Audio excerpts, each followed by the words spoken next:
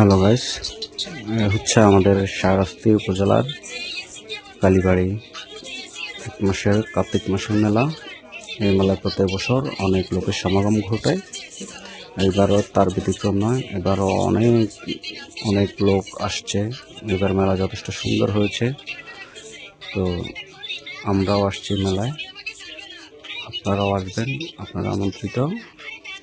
মেলায় আসবেন, ঘুরে যাবেন, উপভোগ করবেন মেলার সুন্দর দৃশ্যগুলি এবং অনেক রং বেরঙের স্টল বসছে।